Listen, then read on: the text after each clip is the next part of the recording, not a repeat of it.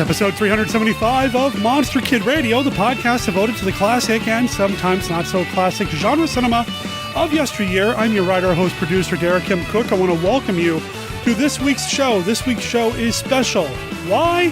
Because it is time to announce the nominees for this year's Monster Rally Retro Awards, or we like to call it the Rallies around here. The Rallies honor the best in genre cinema. We look at the best actor, actress, director, movie, and monster. And every year, we cover 3 years. And we are now up to 1934, 44, and 54.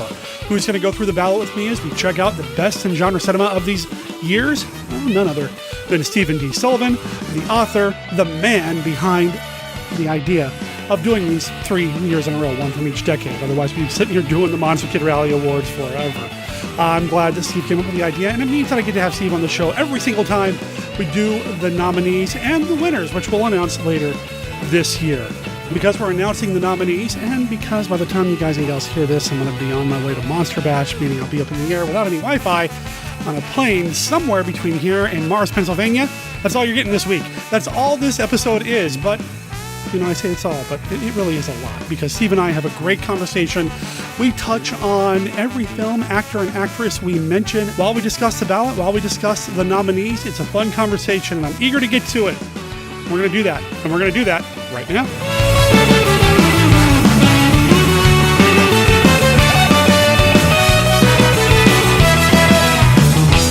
Fine, I'll start.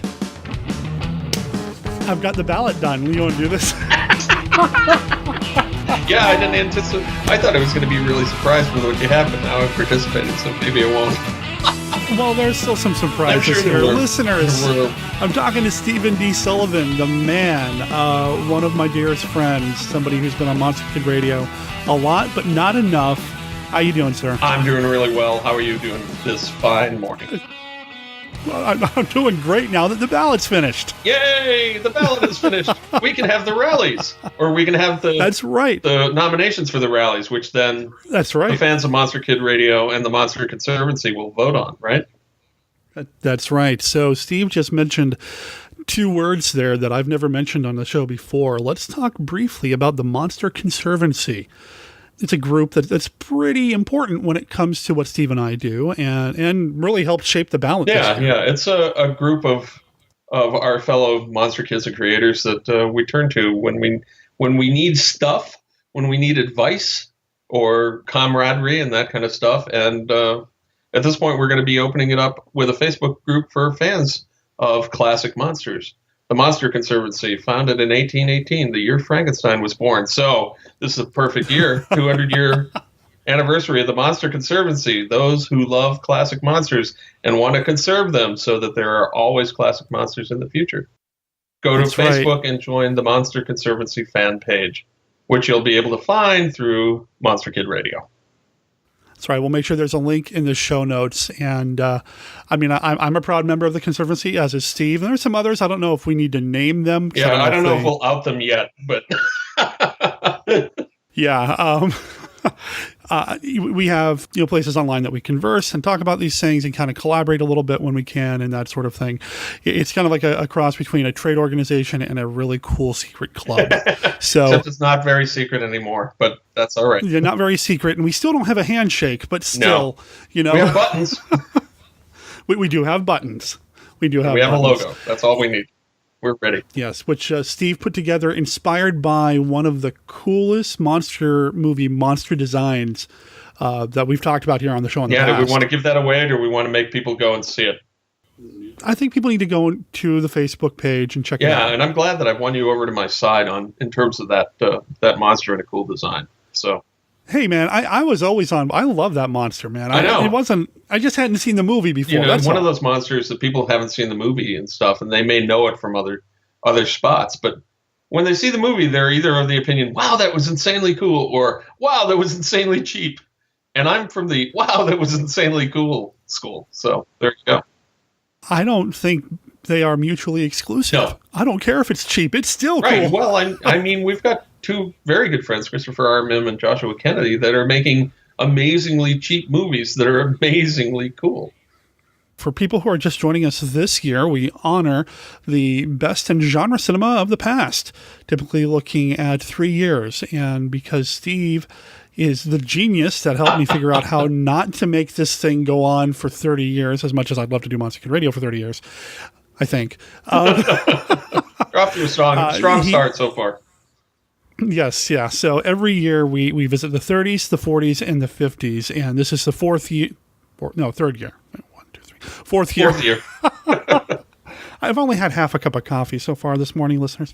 So this is the 4th year, so we are honoring 1934, 44, and 54 with 5 categories, 5 awards. Best Actor, Best Actress, Best Movie, Best Director, and because we're Monster Kid Radio, Best Monster.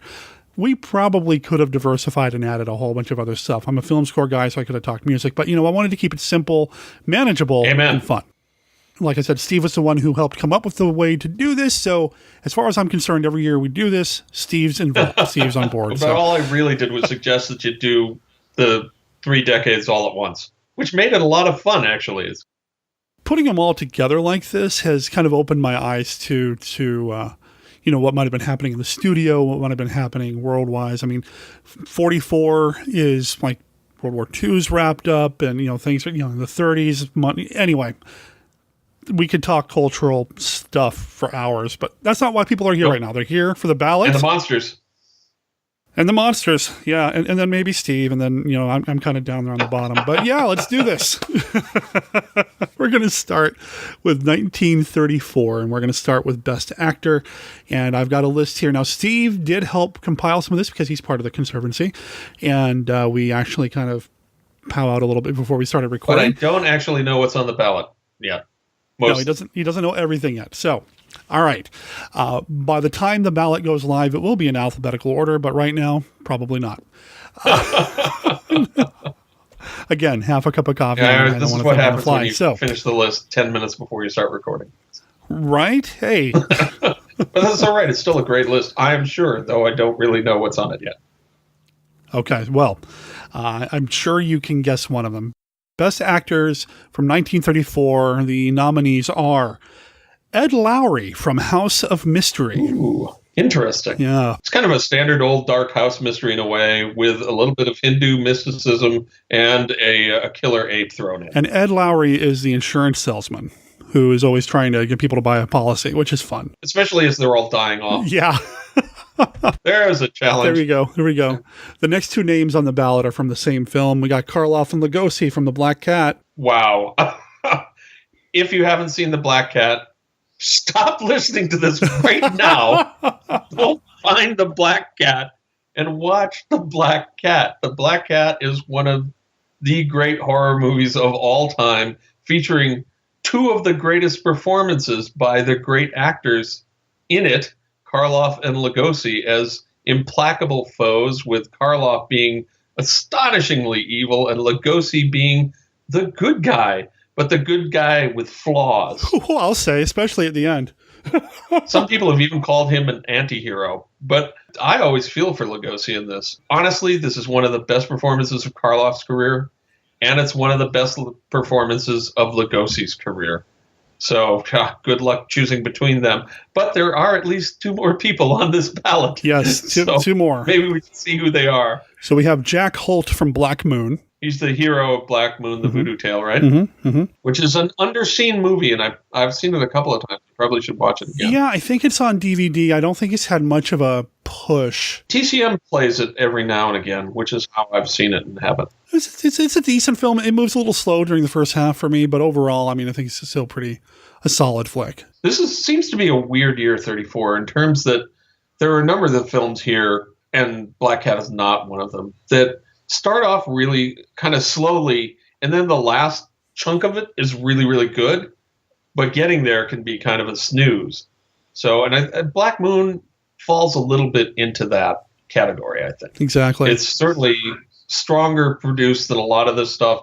We should mention right now, 34 is kind of thin in for spots. Horror movies, yeah, and monster movies specifically. It's from the end of the pre-code era and the start of the code era. So I don't know if that has something to do with it. It probably does. The fact that they were kind of cracking down on traditional horror among and sex and everything else that was really interesting in the movies up until then. So that probably has something to do with it. It's hard to say because obviously it's, a long, long time ago now. Yeah. So research may be a little thin. And finally, the fifth nominee is a guy who played Death, Frederick March in Death Takes a Holiday. Which is a fine fantasy tale and anytime you have someone playing Death, there's a tinge of horror there, right? Sure. Yeah, you can't get away from it. And March is a great actor, no question about that. So those are your actors. For Best Actress, we're going to kick it off with another actress from House of Mystery. We're going to talk about nominating Mary Foy. Now, she is the wife of the old doddering professor in that. He keeps smacking him around and not putting up with him. And I just find her charming.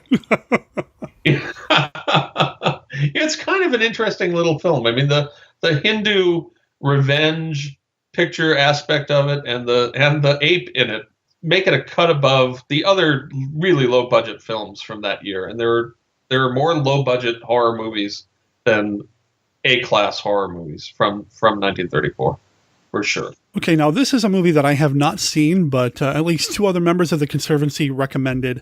Mary Morris from Double Door. I tried to see that, and I could not manage to find a way to see that quickly in the time frame involved. Over the last week, I think I've watched 5 or 6 films from 1934, maybe, and checked out another one that I'd seen before just to make sure I remembered what it was about.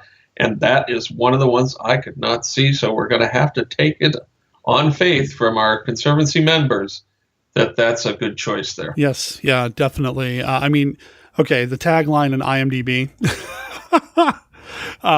In a spooky New York City mansion, a wealthy but mean old woman threatens to return her sister to the home's secret torture chamber. Yeah, I know. It's a great... All right. It's a great description, and it may sound way cooler than it actually turns out to be, but boy, I do want to see Double Door. Yeah, and Mary Morris, I believe this might have been her only film role. She's primarily a Broadway and stage actress, so... Interesting. Yeah, I'd like to see that myself. Well, it's another reason to try to see it. As I said, it's tricky to see. All right, third on the list, we're going to go back to Black Moon with Fay Wray, who's been on the ballot in previous years because it's Fay Wray. Fay Wray.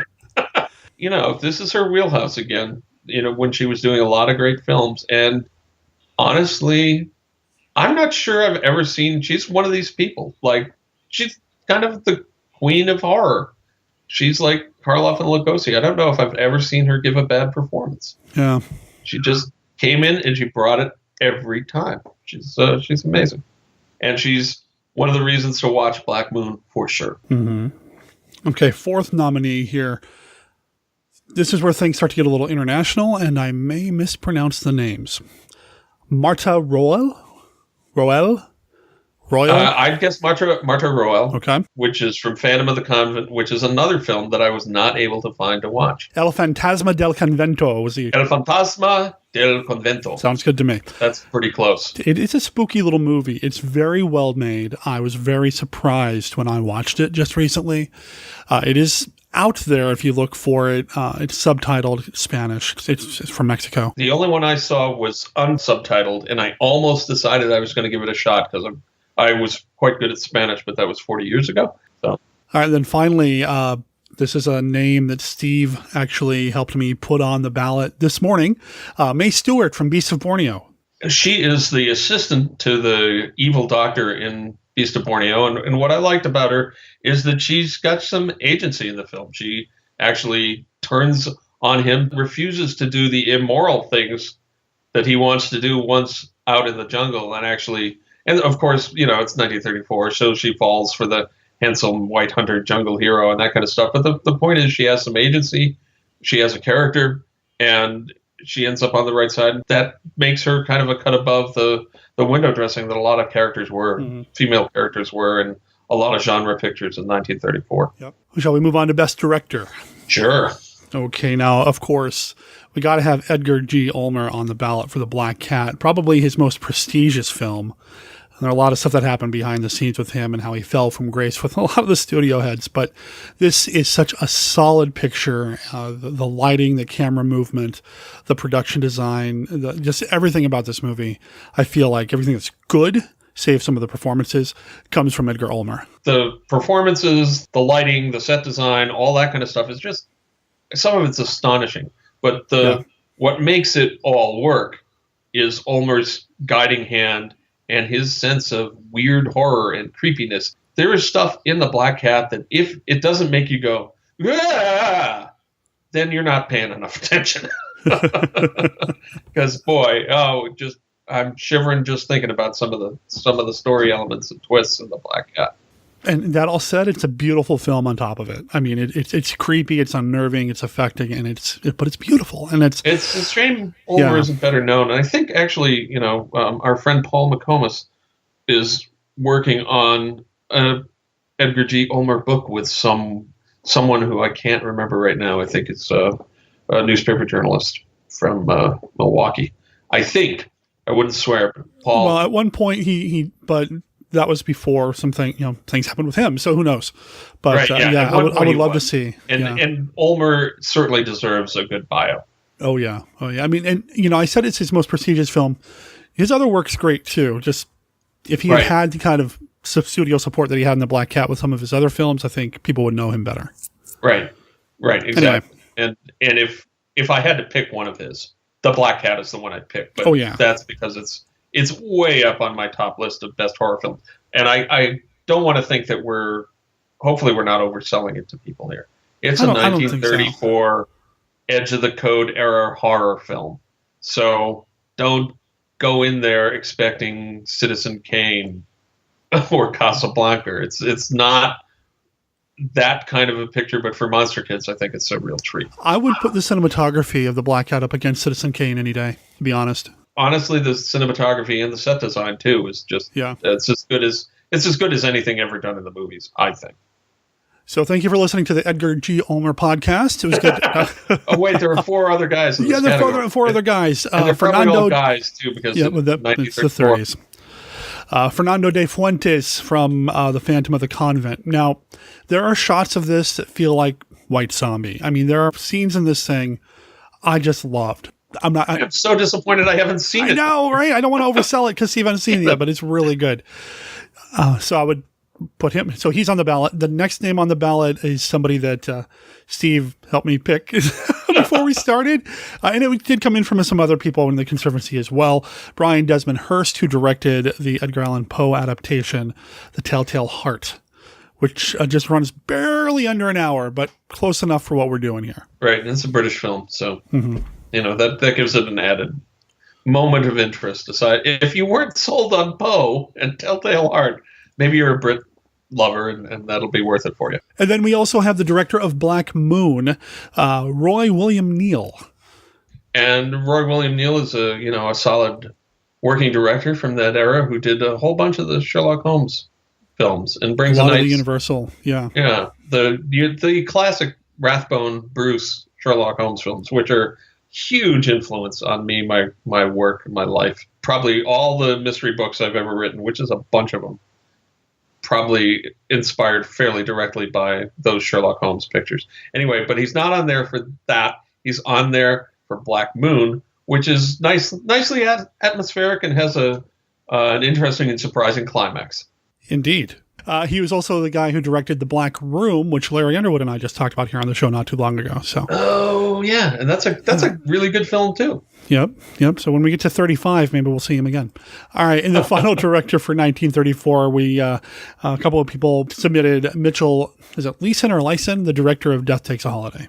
I'm not sure which one of those it is actually, but Death Takes a Holiday it's a fine film and from the Hollywood studio era, so you can't really go wrong with that. And again, Frederick March, who I think didn't he win the Academy Award for Best Actor for Dr. Jekyll and Mr. Hyde? I believe he did. Sure, wasn't he in Mamoulian's Dr. Jekyll and Mr. Hyde?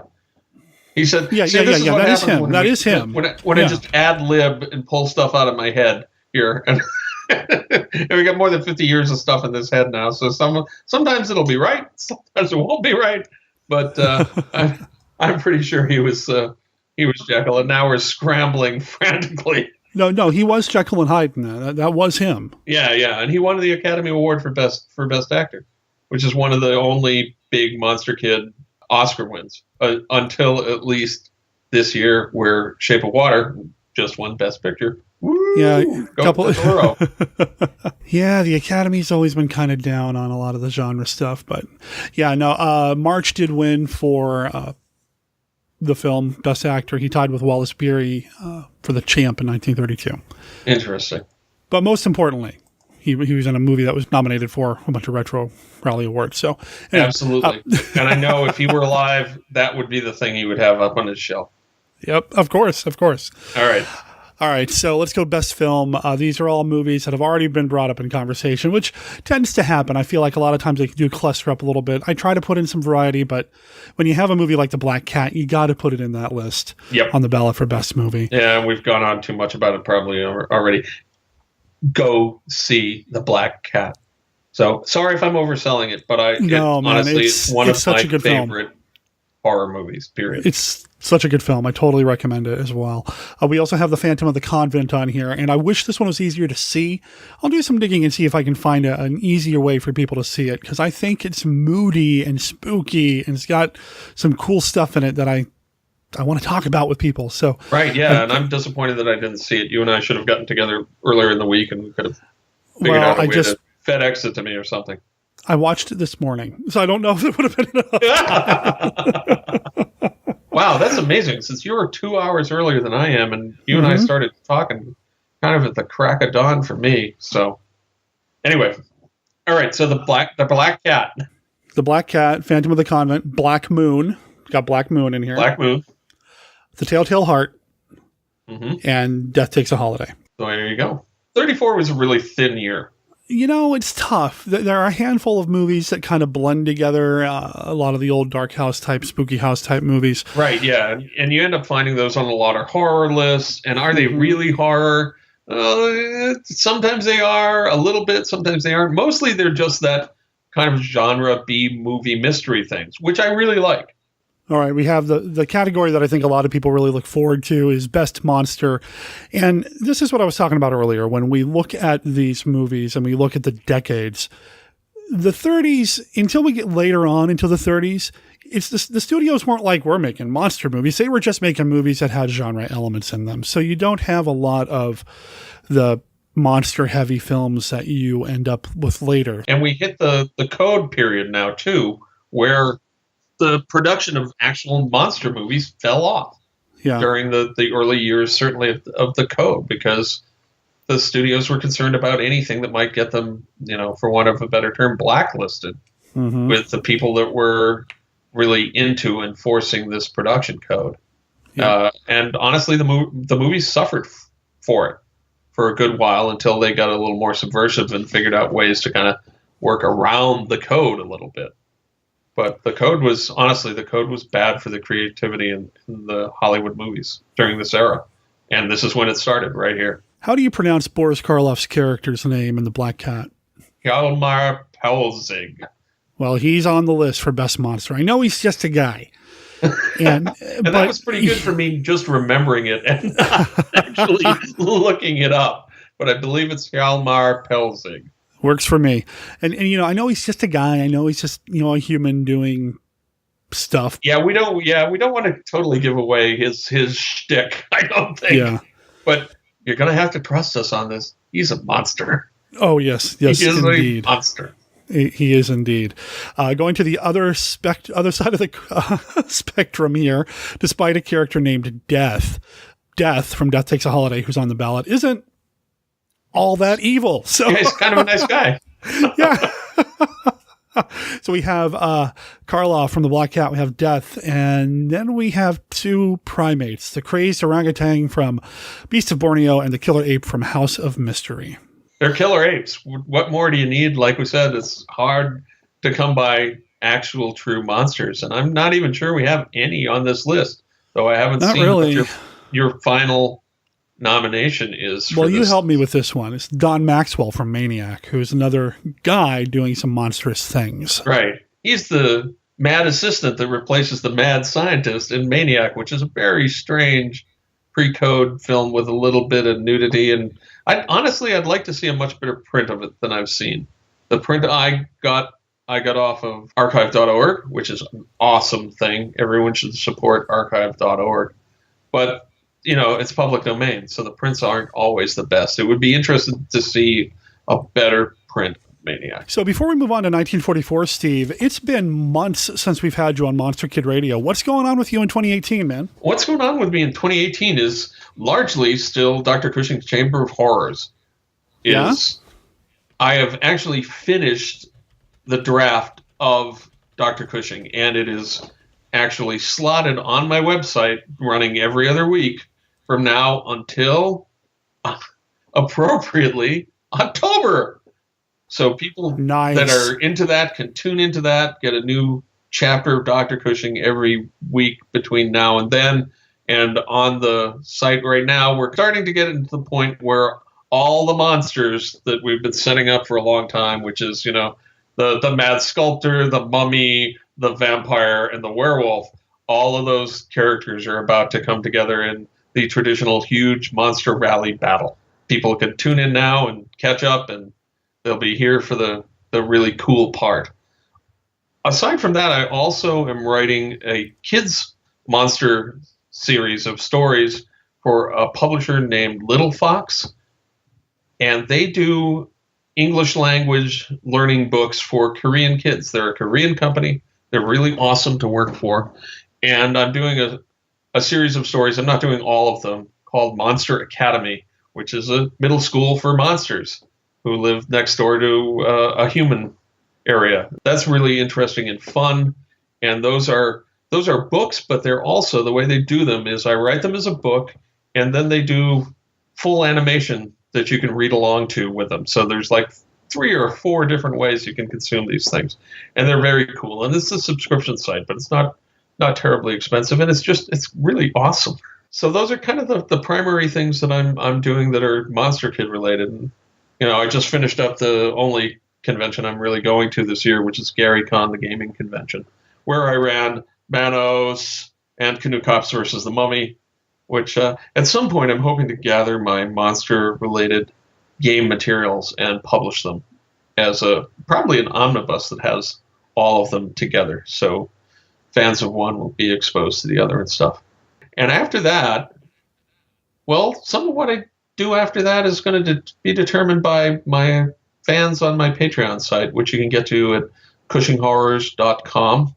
That's Cushing as in Peter Cushing, and horrors as in eek horrors. So you can go there and help me determine what I'm going to do after I'm finished with Dr. Cushing to some extent, whether I'm going to dive into finally releasing the Frost Harrow series that I wrote most of 20 years ago, whether I'm going to start another episode of Dr. Cushing, or whether I'm going to do another Daikaiju attack or something entirely different. That's what's up with me right now. Very cool. Awesome. It's been too long since we've had you on, so I wanted to take a moment to catch up a little bit before we get back to the ballot and open up 1944. And here's where things start to shift a little bit. In the 40s, we start to see more monster stuff happening. We've got, and I don't know why it is, but lately I've been thinking a lot about how World War II impacted horror cinema. And you start to see a little bit of how things start to play out a little bit. And it's just fascinating to me, and I could go off on it for a little while, but I'm not going to, because that's not what you're here for. You're here for the nominees. And I think we've got a strong ballot here, a strong collection of folks here. Yeah, it's a much better year than 34 in terms of depth for Monster Kids. All right, so I'm going to mispronounce the name. It's not Spanish. It's not Japanese. I've just never heard anybody say the name out loud. So what are we doing first? Here we're doing Best Actor. The lead from the movie The Lodger. Is it Laird Krieger? That's an amazing film. I hadn't seen it until it's really good. A year or maybe 2 years ago. But Laird Krieger is in a couple of these really kind of amazing pseudo horror films, and this is one of them. Mm-hmm. And this is a film that if you haven't seen The Lodger, it's got great acting, it's got great atmosphere, the cinematography, it's got everything going for it in terms of studio pictures from the 1940s. It's really, really good. It's a cool mystery. He's really good in it. I'm not overly familiar with him, and I believe there's a book in the works. There could be. He was. I think Gregory William Mank is working on a book about him, so you're I'm looking forward to that as well. My memory on it now, but my memory is that he's not in all that much stuff, and that he's one of these people that died early. Yeah, and I just double checked. Gregory William Mank, friend of the show, is putting out or has put out this year a book called Laird Crager, A Hollywood Tragedy. I plan on talking to him about it at Monster Bash this year. But I was just fascinated. I was riveted by him in this film. And so I'm really excited to learn more about him. Somebody else that's on the ballot this year, another incredibly strong actor. I have not seen a film that this guy has made that I have not liked. Ray Milland, The Uninvited. Oh, man. This is a great picture. Mm-hmm. It's a classic ghost story. It's creepy. It's funny in places. It has romance. It's got a couple of nice twists to it. It's got atmosphere. And again, this is an A picture. It really is. In terms of the production and everything about that, The Uninvited is top notch. It's one of those films that when you're talking about haunted house films, this one is always right near the top of the list of ones that people mention. Yeah, it is one of, if not the first studio film, A Pictures, to treat a haunted house movie as if the ghosts are actually there, that they're real. Right. That it's not somebody trying to pull a caper or pull a fast one. It's not, a bunch of tricks and levers and buttons. The ghosts are real. And They have real impact on the story. When we say that, we're not counting the ghostly mysteries where it's all revealed to be the guy behind the curtain in classic Scooby-Doo fashion. And then at the end, there's like the candle that levitates and they look at the camera and go, "Do you believe?" Right. Yeah, exactly. No, it's a solid film. No, it's a great film and he's great in it. Here's a quandary with the rest of the ballot. When you think about classic horror, especially from this period, we're looking at 40s, 50s, Universal, there are 3 names, and all 3 of them are on the ballot this year for Best Actor. In order, we have Lon Chaney Jr. from Weird Woman, Boris Karloff from House of Frankenstein, and Bela Lugosi from Return of the Vampire. And yow. House of Frankenstein, the 2 House movies from Universal they're a heck of a lot of fun. They're the original Monster Rally movies, so without which we would not have these awards. Yep. So what are you going to say about that? Weird Woman is an amazing picture. Weird Women is one of the best of the... Oh, I think it's the best of the Inner Sanctum films. There were 6 Inner Sanctum movies that Chaney did, and he finally got to play the leading man. Yeah, you're right. He finally got to play the leading man. I mean, he always wanted to be that Clark Gable kind of type, and he finally got to do it in these Inner Sanctum movies. He's really good in this, and it's interesting that you've chosen to put him in for this versus his turn that same year as Lawrence Talbot, the Wolfman. It wasn't just me, but it's tough, yeah. It wasn't just me. Honestly, if you look at House of Frankenstein, you could have filled the Best Actor category entirely from that film. Right. You've got Karloff, you've got Chaney, you've got Carradine, you've got J. Carrol Naish, and there may be one other that I'm forgetting right now, but that's 4 out of the 5 right off the top of our heads. What you going to do? So it's good that Chaney is getting a nod from Weird Woman, which is as you said, the best of the Inner Sanctum mysteries, and it's a really good one. It is. It really, is. It's a good film on every level, and I expect we may see some more nominations for that film. Maybe. Did we get to 5 already? No, Lugosi was the 5th. Lugosi from Return of the Vampire. Return of the Vampire, which is one of his great roles. It's Dracula by any other name. It really is. It really is. Again, this is one of those films that it's harder to see, and you may not have seen it, but it's readily available on cheap DVD. And it's got a number of characters in it, in addition to Lugosi, that I really, really like. Yes, me too. A lot. I'm suspecting there will be at least one more nomination. Yes. Yeah, there will be. Listeners, at Monster Bash last year, Frank Dellostrito did an amazing presentation on this film that he came up to my hotel room and then gave privately so he could record it. It's in the archives at monsterkidradio.net. I highly recommend it because he brings up a lot of really interesting stuff about this film. Like Steve said, it's Dracula and everything but name only.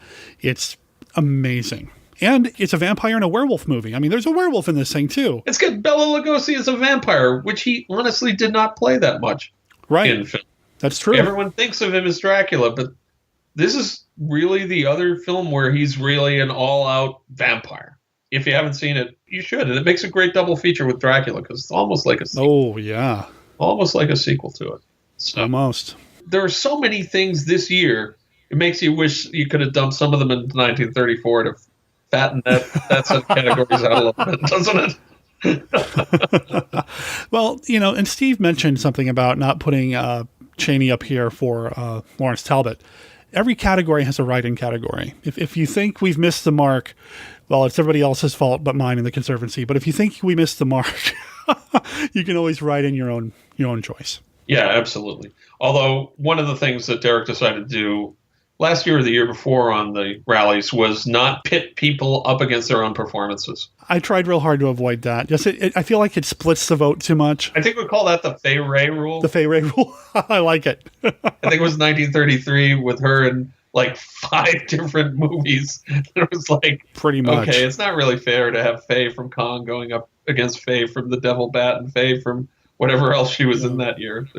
She was a busy woman. She was. She was a horror queen, I mean, she That's right. Evelyn Ankers are 2 of the original horror queens. And of the 2, I think Faye probably made more horror movies, maybe.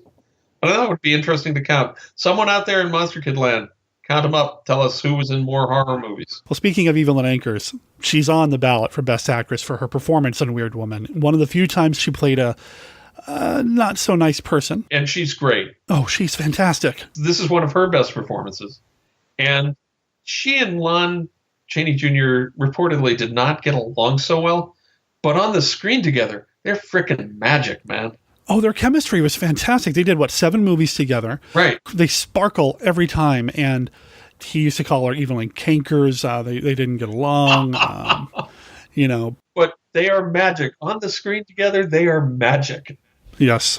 So yes. It's too bad they didn't get along. But they still made 7 films together, and that's a lot. It is. A lot of time to be around somebody you don't like. Right. All right, so also on the list, we talked about The Uninvited. Ruth Hussey from The Uninvited is on the list here. Strong performances end to end in that film. And she's Ray Milland's sister, I believe. Yeah? Yeah. Solid choice. Again, I am not IMDbing this, guys. I'm doing this off the top of my head. So if I'm wrong, you get to write us in and say, hey, Steve's getting old. He's forgetting these things. He's misremembering. That's right. It's all Steve's fault. Sorry, but I bet you wish you'd seen as many monster movies as I've seen, and I bet you wish you'd seen as many monster movies in the theater from 35 millimeter. Oh, stop showing off. Oh, man. Okay, so also, we have to talk about a movie that's got a monster in it or 2 or 3. Anne Gwynn from House of Frankenstein. There you go. The kind of damsel hero, I think, Anne Gwynn. Mm-hmm. An actress that I think Steve probably predicted a second ago, making her appearance on the ballot, Frida Ines-Court from Return of the Vampire. She is the female Van Helsing. I'd love to do a whole series about that character. She's awesome. Me too. Yes, she's amazing. Man, this is a tough category this year. Man, this is a tough category. So she's pretty fantastic. The character's fantastic. The performance is solid. She goes up against Dracula, for crying out loud.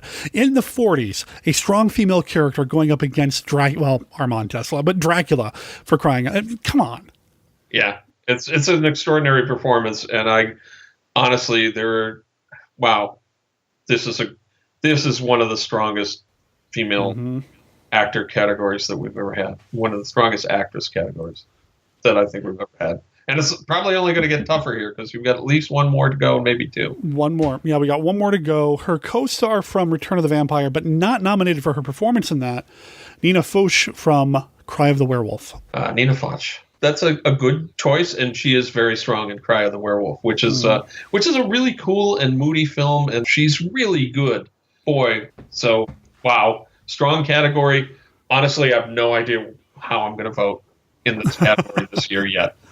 I'm going to have to look at the ballot and make my choice. Shall we dive into director? Let us dive into director. That sounds like a great idea. So we have the Best Director category of 1944.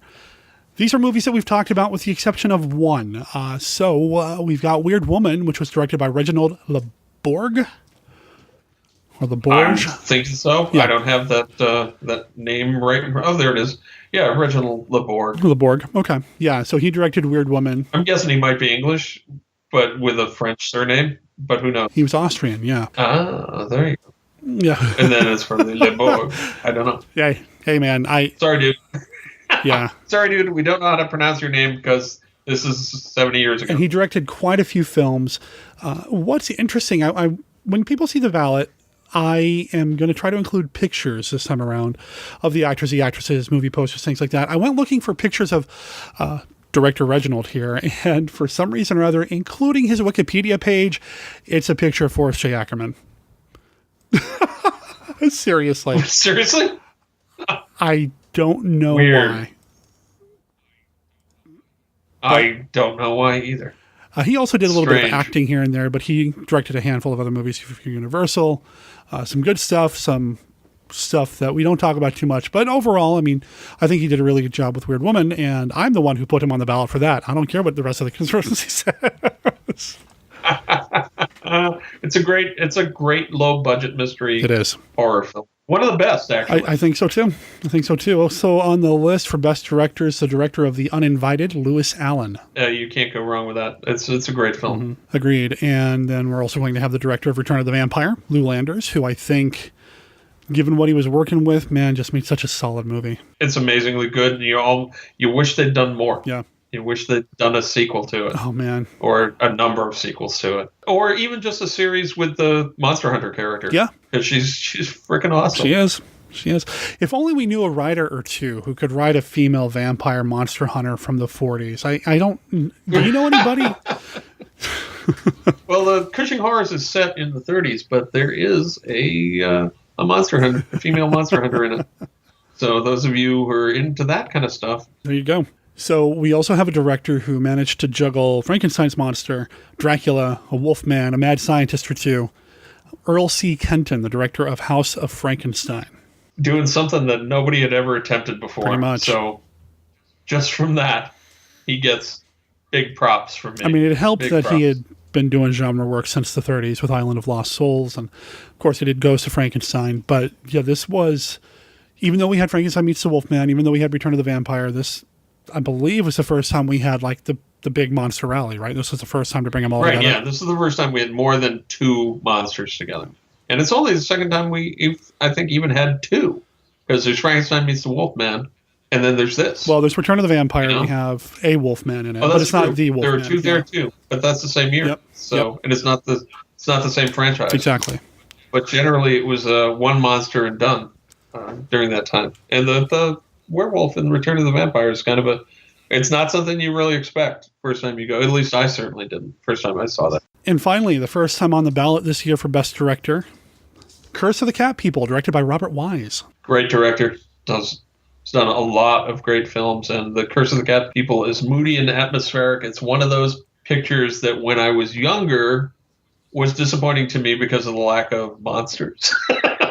You know, this is the thing about the Val Lewton films, though, right? Is that exactly? It's one of the Val Lewton films. It's a direct sequel to The Cat People, and I was just too young to have learned that a lot can, especially when you're working with very low budgets, a lot can be done with atmosphere and mood if you don't have the best makeup artist in the world, or don't even want the best makeup artist in the world. I mean, one of the geniuses of Cat People is that it's all shadows and paranoia, and yeah, she's really turning into that panther clearly, but you never quite see it, and that's actually makes it scarier. Mm-hmm. Certainly scarier than a bad CGI panther inserted into the scenes or something they might do nowadays. True. So look at a Lewton picture, discover you can do a lot more with shadows than you actually need to do with CGI. And then, okay, let's move on to Best Movie. These are all movies that have come up in one way or another here. The Lodger for Best Film of 1944. Moody, atmospheric, great lead performance. The Uninvited. Again, moody, atmospheric, great lead performance says. No. Weird Woman, again, that's my pick. I forced that in there because I love it so much. But Weird Woman. Low-budget suspense horror pictures don't get much better than Weird Woman. Curse of the Cat People. Just talked about it. Amazing mood, amazing creepiness. It's kind of a weird child's fantasy movie, too, in a way. Yeah. And House of Frankenstein. You got to have them. prototypical monster rally film. Gotta have it, man. Gotta have it. Gotta have it. I love that picture. Yep. So for Best Monster, we've got two monsters from House of Frankenstein, Frankenstein's monster and the Wolfman. And really, even though it's House of Frankenstein and House of Dracula, these are all, for the most part, the Wolfman stories. I mean, those are that's really the most engaging and sympathetic, empathetic. I mean, it's so good. That may be why the Wolfman is my favorite of the classic Universal monsters, because he has a story. He has a story that starts with the Wolfman and ends with either House of Dracula or Abbott and Costello meet Frankenstein, depending on whether you consider that to be part of the actual canon or not. But anyway, awesome. Let's see. We also have another Universal monster that did not make its way into any of the Monster Rally movies, despite them originally wanting to put him in Abbott and Costello. The Mummy, Karis. Yeah. And we had two Karis pictures this year. We had two Karis pictures. And I debated whether or not we're going to count Karis for both films, but I think that's fine. I mean, he had two film appearances.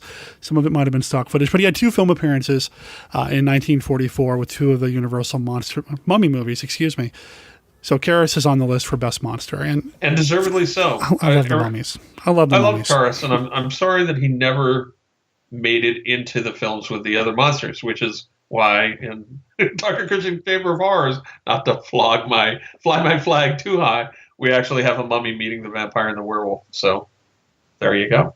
We also have the spirits from The Uninvited, which is kind of tough because you really don't see a lot. It's very creepy. I mean, you do, but they are creepy. And again, without their presence, there's no story. I mean, these are integrated. It's just good. It's good. If you haven't seen The Uninvited, it's a classic. It is one of the 2 or 3 classic ghost stories from, from the pre-color era or the no anti-color era or whatever you want to call it. Because certainly they had color films now, but they didn't always think it was a good idea to make something in color.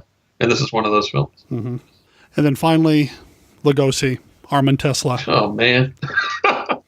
Not making this easy on a guy, are you?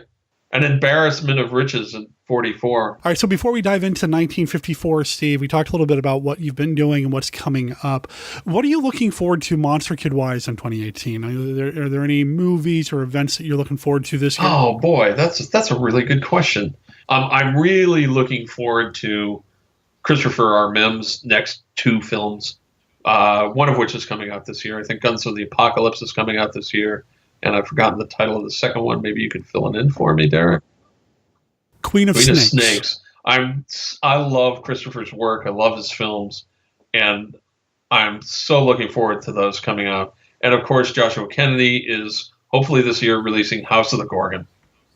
Actually, it's been posted online. The premiere will be happening at next year's Monster Bash. Whatever year that's coming out in, I'm totally looking forward to that. I wish I'd gotten to work with him on that the way I'd gotten to work with him on Theseus and the Minotaur this last year. I'm envious of the cast and crew he has working on that. I expect it's going to be one of his best, if not his best film. So I'm really, really looking forward to that. Those are the things that kind of pop into my head right off the top of my head, which is it's just interesting because those are all kind of smaller films. I mean, I'm also hoping that we're going to get some cool Blu-ray releases that I don't know about and that kind of stuff. But I don't know about them. So, I know they're releasing some more Valdemar Daninsky, Paul Naschy films this year. There's been some talk of that, and I think Scream Factory announced Curse of the Cat People's coming out on Blue, which is kind of cool. Very cool. It'd be cool to put that next to the Criterion of Cat People and put that together. I don't know. I haven't heard for sure, but is Criterion or FilmRise, are they finally going to pull the trigger on putting the rest of the Toho kaiju films that they have now in their library? Oh, boy, that'd be nice. It would be nice, but it'd be terrible for the budget. But it'd be great. I mean, I want a Rodan Blu-ray. Yeah, no, come on. Anytime they re-release the Godzilla films in a better format, I'm afraid I have to rebuy them. So that'd be nice. And I know that there are a number of those that have been upgraded, at least in Japan. Even though we can, in theory, play Japan Blu-rays here, they're always insanely expensive and they never have English subtitles. I was going to say, somebody sent me a Blu-ray of Frankenstein Conquers the World from Japan. And I thought, this is awesome. I can't wait to pop this in. It's not so bad. No, I know. but it looks I'm not pretty. sure why our friends in Japan don't put English subs on. It may just be that they don't want people exporting them. It might be a rights thing too. Oh, it could really be a rights thing. With too. Toho, it could totally be a rights thing. So yeah, I'm sorry I'm not actually going to get to go to G-Fest this year because it conflicts with a family reunion. But I'm sure that'll be great too. I really enjoyed G-Fest last year. The day I was down there, I got to see old and new friends, so that was really awesome.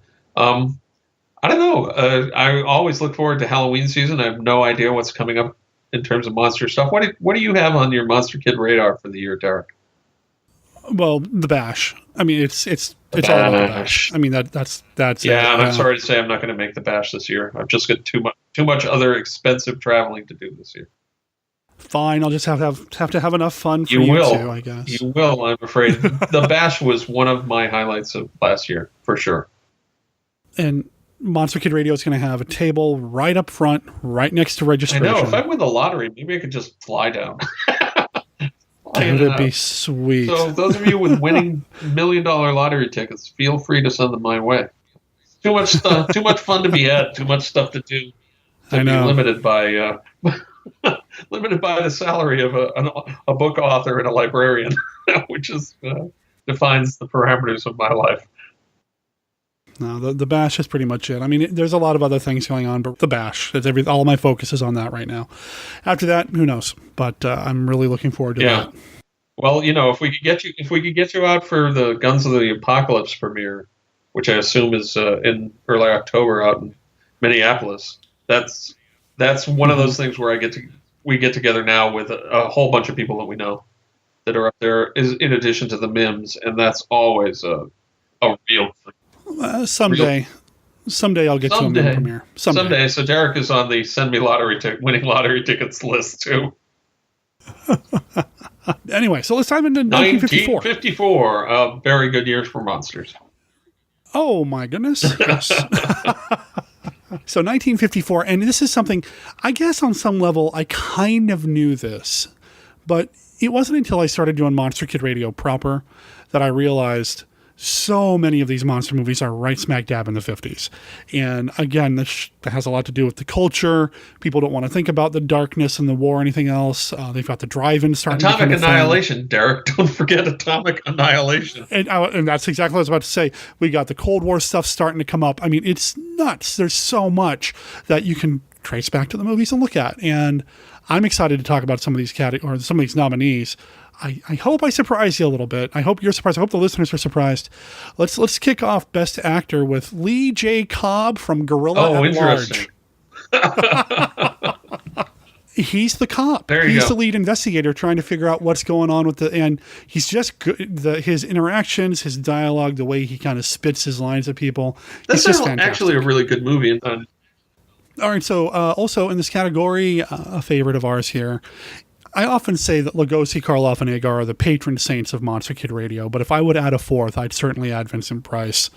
His performance in The Mad Magician is amazing. He impersonates a number of other characters, and I'm only slightly disappointed, and I actually watched this again this week, just mostly coincidentally, that when he is playing these other characters, they actually dub his voice to impersonate the other characters. I kind of wish they'd been able to use Vincent's real voice.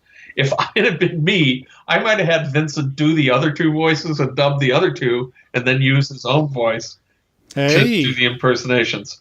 But they didn't do it that way.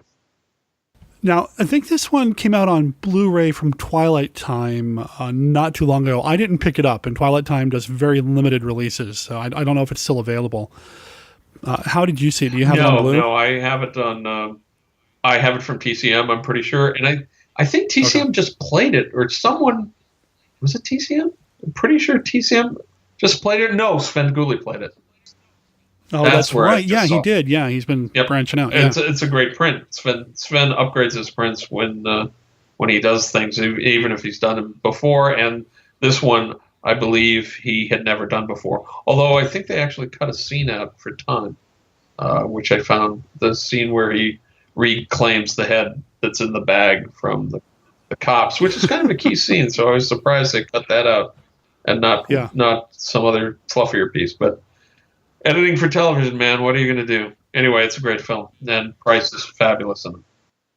You're talking about Vincent Price's voice. I want to go to somebody else who's got an incredible voice who's on the ballot this year. James Mason from 20,000 Leagues Under the Sea. God, I'd almost forgotten this one was from this year, too. So a Disney film on the ballot. It is a great film. It is a film that I saw in the drive-in when I was a little kid on a re-release.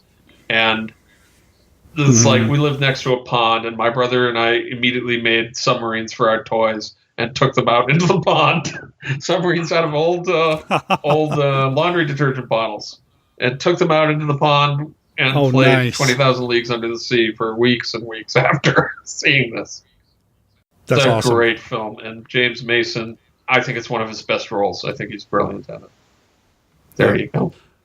You mentioned earlier, Atomic Annihilation, got the radiation movies and all that. And so we have to have them represented on the rallies this year. James Whitmore's performance from them. Boy, it is a great performance and has some great lines and a little bit of a character arc. And that you could, again, them is one of those films that you could pull 2, 3, 4 actors and actresses out of it and put them on the list, and they're all fine. This, honestly, when we get to the Best Picture this year, there are at least three pictures from 1954 that are probably in my top 10 of all time movies list that I love so much, and we'll talk about them when we get there.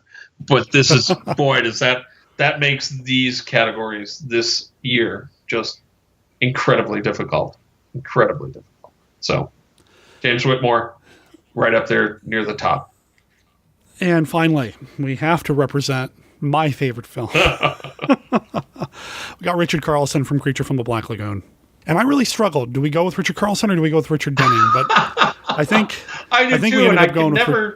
I can never keep them straight. Because of this movie, I confuse these guys. Oh, really? To this very day, just because they're both Richards, they're both in Creature from the Black Lagoon. I know them by sight, but I can never remember without really taxing my little brain which one is which one. Oh, really? Okay. And which one did you go with? Carlson, the hero. Richard. Yeah. Carlson. Not Evelyn Anchor's husband, which was Richard Denning. Which is Richard Denning. It's like one of them was married to someone else we really like. And this guy. Yes. It is only because of the Creatures from the Black Lagoon that I confuse these two guys. And because they're both named Richard. Yep. What were they thinking? One of them should have changed his name to Agar or something. I don't know. Yeah, that would have made it easier. Okay. I want to keep the creature love going as we go into Best Actress because I've got Julie Adams on my ballot. Of course. I wouldn't have cared if anybody else in the Conservancy didn't mention her. It's my ballot, my show. It's Julie Adams. And she's great. She's a great character. She loses a bit of agency during the film, but she starts out really strong. And then, it's 1954. They were still struggling with women's roles and baby steps. Baby steps. Couldn't quite carry it through to the end of the picture all the time. But occasionally they did. And there may be someone else on your list that actually has agency throughout the entire picture. So pretty much. So we'll see how it goes. So that's your Best Actress. Best Actress also on my list. I'm going back to Gorilla at Large. Anne Bancroft is in that movie. Cool. She plays the wife of Raymond Burr's character. Perry Mason. Raymond Burr's character. Yeah, look at you. God, you can't not look at him and think Perry Mason. Anyway, she plays Raymond Burr's character's wife. She's a trapeze artist, and she's up to no good. She's devilish. The way she puts the moves on Cameron Mitchell, who in real life I would imagine probably would have welcomed the advances. Very, very sinister. A great performance in this, although she claimed to have not remembered being in that movie. So I'll remember, though. Yeah, she's really good. And I now talking about it here, at some point I probably need to watch that again. Is that the one that it was made in 3D? So there's a sequence where the trampoline artist is bouncing straight up at you. I believe so. I'd have to go back and double check. All right, let's go overseas. Let's go to Asia. Let's go to Japan. Are we going to Gojira? We are going to Gojira. And are we going to... Momoko Kochi Yes, we are. as Emiko Yamane. Yes. Yep. For Best Actress. Yeah, she's Awesome. great. It's a classic monster movie heroine caught in a love triangle. Boy, I can't say enough about Gojira, and I expect we'll get to talk more about that soon. Oh, yeah. Oh, yeah. It's going to be a tough year, man. Godzilla and Creature up against each other. Insanely tough since we have 2 or 3 again. It's the same 3 movies. We have 2 or 3 of my favorite performances in this same year by actresses and probably by actors as well. So here we go. We're keeping going with the actresses, though. How do you feel about Eva Gabor from The Mad Magician? I want to say something really spoilery right now, but instead of talking about what she does or what her fate is, I will say that Eva Gabor is a good actress, and she's good in this, and her character is sleazy in this, and she's entertaining. So I've got no problem with that. She's good in The Mad Magician. And then the 5th name on the ballot is Joan Weldon from Them. And I can't talk about this character enough. I love this character. Joan Weldon plays Dr. Patricia Medford, otherwise known as Pat, and she is the daughter of Edmund Gwenn, who plays Dr. Harold Medford, who is the old scientist, and she's the young scientist. And the old scientist is old. So there's a point in the movie where he can't do some of the stuff that the male character would otherwise do, and she has to do it. And she's totally good with that, and the male characters around her are not. And she gives them an amazing dressing down and then goes and does the stuff that the men usually do in the movie. This is one of the strongest female characters in all of 1950s science fiction and horror films. She's just great. She's like the gal we were talking about from Return of the Vampire in the last thing. It's just like, wow, where did this performance come from in this time and space? She's really, really good. So she's the other expert. She's also a doctor, in addition to her father being a doctor. And she's got equal roles in solving the problems of Them, which is one of my favorite movies of all time. I love Them.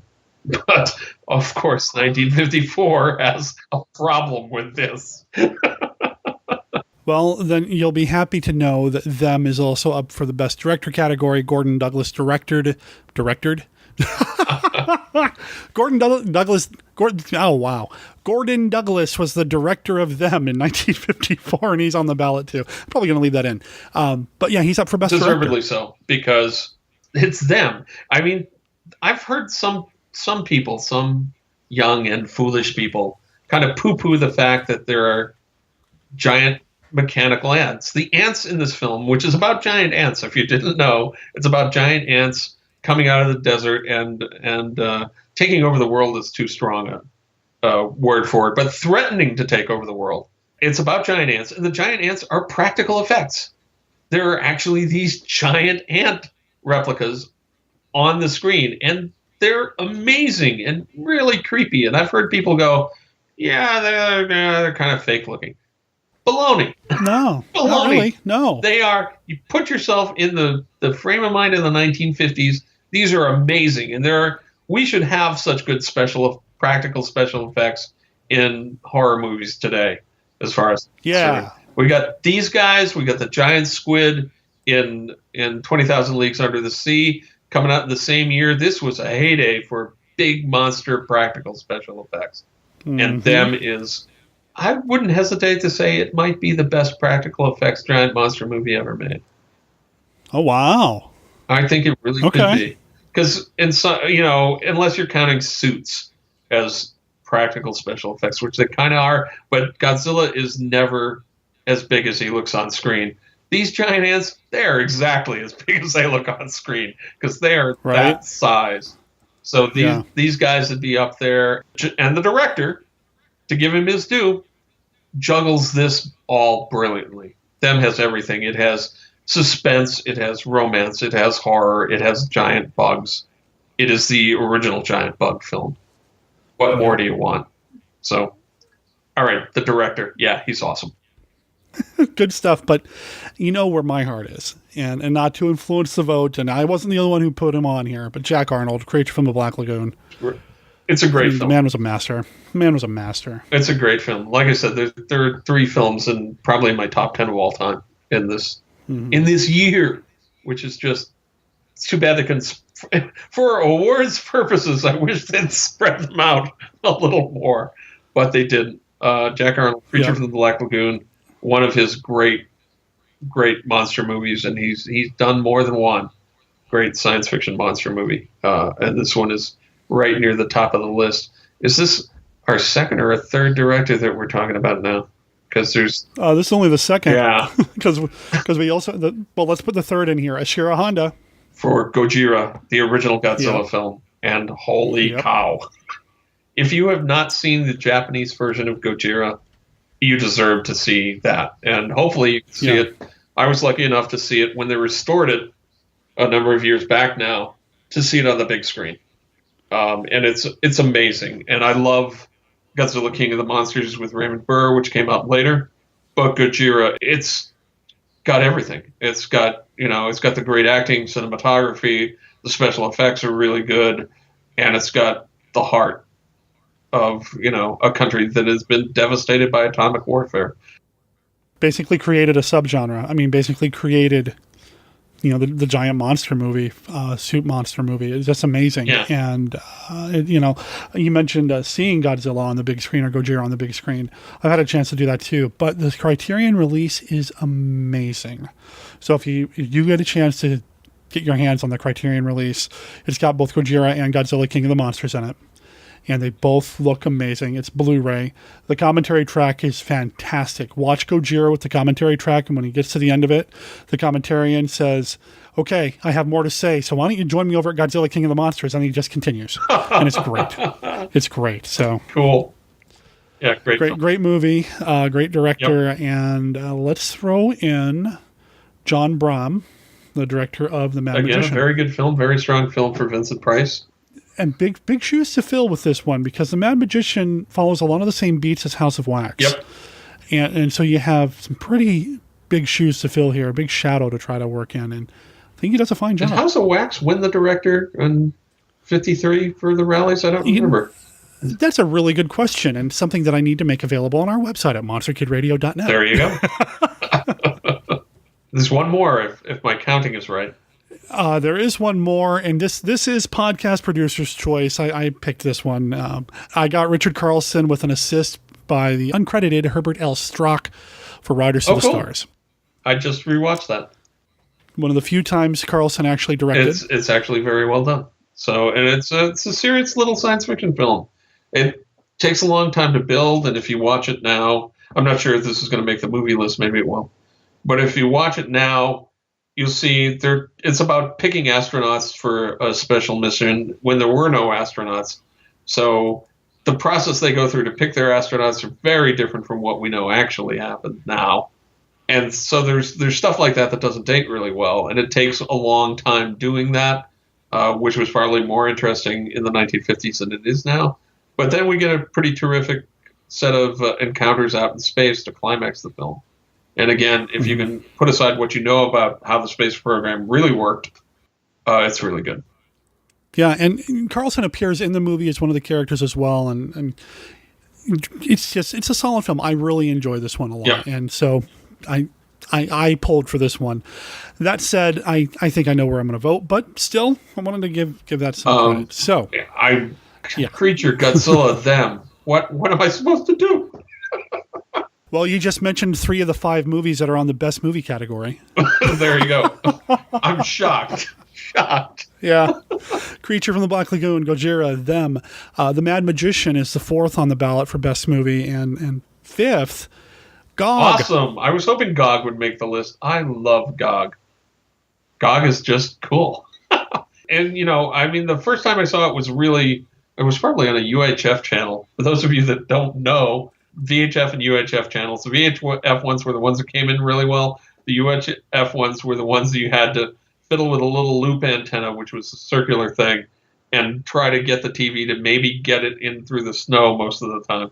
And I think I saw Gog that way first, and I'm pretty sure it was in black and white when I saw it, and it was actually shot in color in 3D, and now you can see it in color in 3D.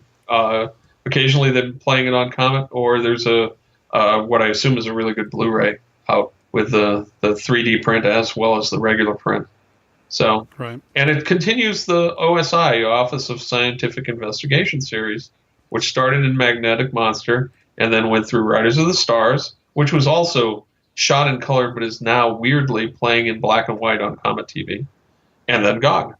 So kind of a little mini series is not quite the right word, but they're all connected. And that's they're all connected. They don't, like, even though Richard Carlson is in the first two, he's different characters.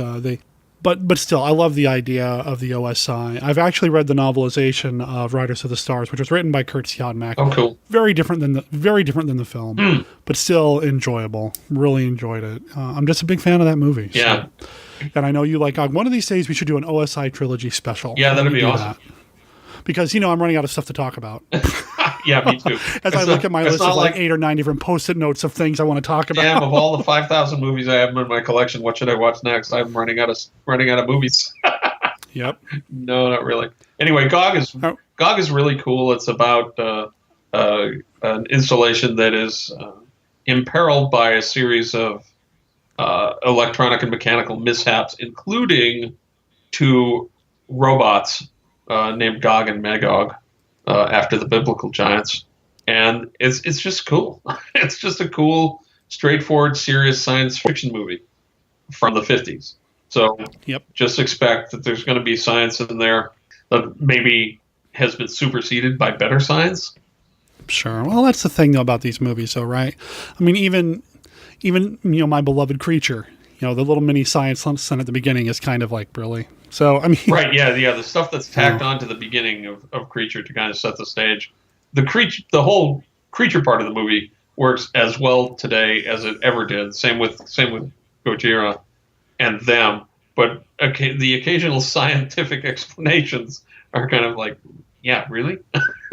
Really? Is that really how the Earth formed? No, I don't think so.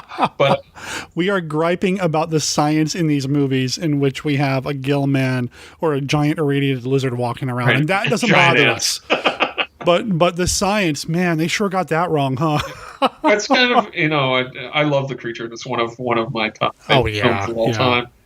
But it does the fact that it's got kind of this pseudoscientific crap tacked on to the beginning of it.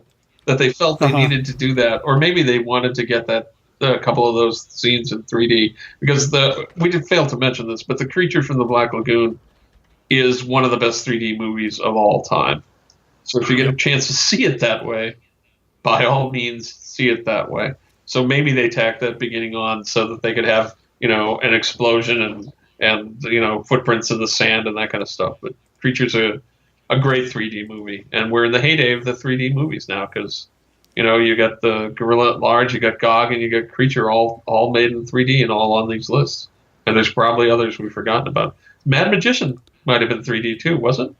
I think it was. I think so, yeah. So, yeah, hey.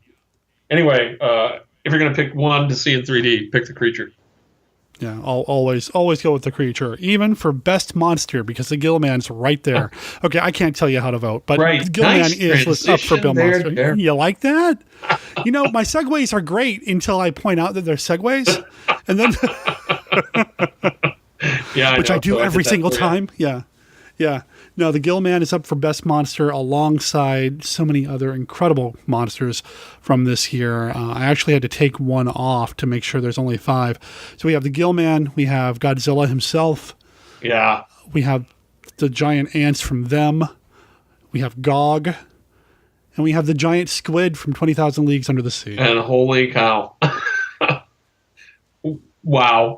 You can almost break this down into the suit monsters and the practical monsters if you want. Right. Okay. Which one's the stop motion? Which one's the aquatic? Which one's right? No. Yeah. But I mean, in a sense, we have 2 suit monsters, the Creature and Godzilla, and then we have 3 practical monsters, being Them, the Squid, and God. And wow, that's kind of that squid is amazing. The squid is, I think, amazing. Was it Robert Matty that did the squid? And that it was someone like that who is really kind of the cutting edge of mechanical practical effects for monsters. The squid is really good. And if you haven't seen, there's an extra on the DVD and probably the Blu-ray too. It's the squid sequence shot not in a storm, but at sunset rather than in this crazy storm. And that's really a cool way to see it too. So anyway, we've got 5 monsters, and 2 of them are literally my favorite monsters. Being the Creature and Godzilla. They're both among the first model kits that I ever had. In fact, I think the Creature model kit was actually my dad's that we gave to him because we thought it was cool when I was a little kid. Wow. And Godzilla was literally probably the first monster kit that I owned myself. So those 2 were in my house for probably the time I was 5 or 4 or 6, somewhere around there. I love those 2 monsters, and this is horrible because suddenly they're pitted against each other, and I have to vote for one of them, and I don't know what I should do. And I won't know until I pull the trigger. So I don't blame you guys and gals, if you have trouble pulling the trigger for one of them. I feel for you. I'm right there with you. That's me hitting my heart. I don't know if you can hear that on the microphone. So that's the ballot. Now, people will be able to vote once I make the ballot available over at monsterkidradio.net. Just head straight over there. And when you fill out the ballot, there are a few things that we need. We need your name and your email address. The only reason I want these is that we can make sure that you're only voting once. You don't want to stuff the ballot here. We need to keep this fair. So we're going to ask for your name and your email address. And then if you want, you can also opt into the Monster Kid Radio email list, in which case we will use your email address and name for something. But that's the only thing, I swear. You do not have to be added to the list if you don't want to. I don't do a lot with the email list right now, so it's not like I'm going to flood your email box with stuff anyway. But if you want to get on that list, that's how you do it. And that's the Rally Awards for this year. Now, when I make this available online, I'll also make sure that people know the deadline. Good. A Summer of Horrors. You'll have to add all the winners to your watch list for sure. Oh, come on. Just add the whole thing. There's so many good movies here. No, really, seriously. Yeah. You can't go wrong with any of the nominees are going to give you some hours of fun, some more hours of fun than other ones. There you go. So where can people find you, Steve, online? It's SD Sullivan, right? SDSullivan.com? Yep, you can find me at SDSullivan.com. There was a time fairly recently where that redirect was not going properly to my site for whatever reason. These things happen on the internet. You can always find me at StephenDSullivan.com. My Patreon is at CushingHorrors.com, all matched together, of course. And I'm on Facebook, and in theory on Twitter too, though I'm not doing a lot on Twitter lately. But I'm easy enough to find. Search for me, and chances are I'll turn up, or the hockey player will. Well, okay. There's a hockey player named Steve Sullivan, that. too. I go by Steve a lot. And so if you Google Stephen D. Sullivan, chances are you'll get me every time. If you Google Steve Sullivan, you might get me. You might get the hockey player. There's actually a football player by the same name, too, on LSU, I think, currently. So there's some chance you'll get some sporty person that I'd probably happily trade lungs with, if not entire physiques. But if you start putting in monster terms and stuff, chances are you'll get me. Just go to STSullivan.com. Just go straight there. There you go. And you've got a link to all of your books, everything that you need to know about Steve. It's right there. Every time he updates Dr. Cushing's Chamber of Horrors, it's here, unless you want to go to CushingHorrors.com, and you can find it there too. Yep. He's posting his little mini film reviews. He's calling them film mini reviews. Yeah. And he's got that up there. There's just so much stuff about Steve. Films last year. I should have mentioned that probably when you said, "What are you doing?" I said, "I'm still keeping track of films that I watched." Well, Steve, thanks for doing this. We need to schedule some time later this year to tackle the other Universal Mummy movies. I would love to have you back on for that, and then who knows what else. Yeah, we were talking about doing Planet of Burr at some point too. Yes, that's the Russian film. Yeah, the Russian space film, which I dearly love. Derek, there's so much we could talk about.